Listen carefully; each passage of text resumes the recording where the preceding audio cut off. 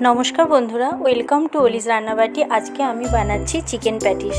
बंधुरा आशा करी तोमादेर भालो लागबे। तोमरा अवश्यई पुरो भिडियोटा देखो, स्किप करो ना प्लिज। प्रथमे आमी कड़ाइये तेल दिए दिलाम और एरपर आमी पेঁয়াজ कोचानोगुलो छेड़े दिलाम।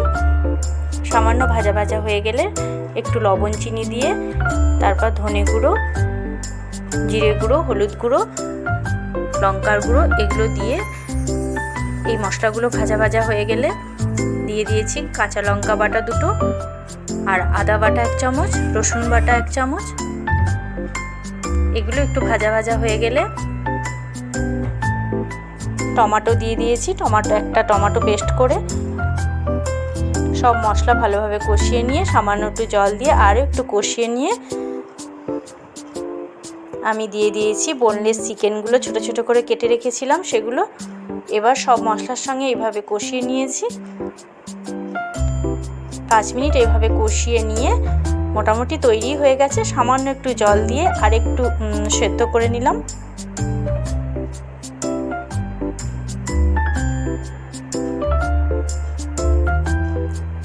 এবার আমার মশলাটা প্রায় হয়েই গেছে চিকেনটা। আমি দিয়ে দিলাম শাহি গরম মশলা আর ধনেপাতা কুচি। এদিকে আমি ময়দাটাকে তেল দিয়ে আর সামান্য লবণ চিনি দিয়ে আমি ময়াম লাগিয়ে তারপর আমি জল দিয়ে আস্তে আস্তে মেখে নিলাম আর একটা ডো তৈরি করে নিয়েছি।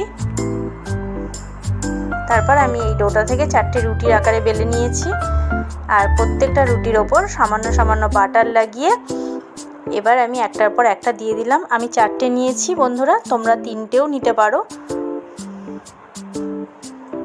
বন্ধুরা তোমরা কে কোথা থেকে দেখছো অবশ্যই জানিও।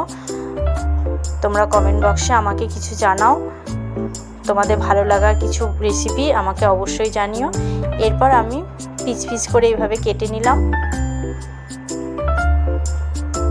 আর তোমরা কে কেমনভাবে এটা বানাও সেটাও আমাকে জানিও। আর এইভাবে চৌকো করে আমি বেলে নিয়েছি।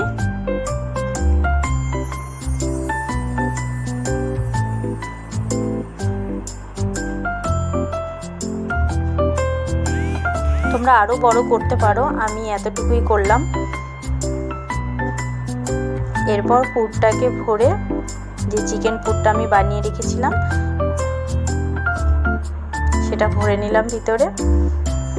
এবার আমি এইভাবে ফোল্ড করে দিলাম আর সাইডগুলো এইভাবে চিপকে দিয়েছি। সামান্য একটু জলও নিয়ে নিয়েছিলাম হাতে, দিয়ে চিপকে দিলাম। আবারও আরেকটা আমি এইভাবে বানিয়ে নিলাম। এরপর কড়াইয়ে তেল গরম করতে দিয়েছি। তেল গরম হয়ে গেলে আমি একটা একটা করে ভেজে নিচ্ছি। এক সাইড ভাজা হয়ে গেলে আর অন্য সাইডও ভেজে নিলাম। দেখো একটা আমার হয়ে গেছে। এইভাবে আমি একটার পর একটা ভেজে নিয়েছি। বন্ধুরা আমার রেসিপি তোমাদের ভালো লাগলে লাইক কমেন্ট শেয়ার করতে ভুলো না প্লিজ। আর নতুন যারা দেখছো তারা সাবস্ক্রাইব করে দিও। ধন্যবাদ সবাইকে ধৈর্য ধরে দেখার জন্য।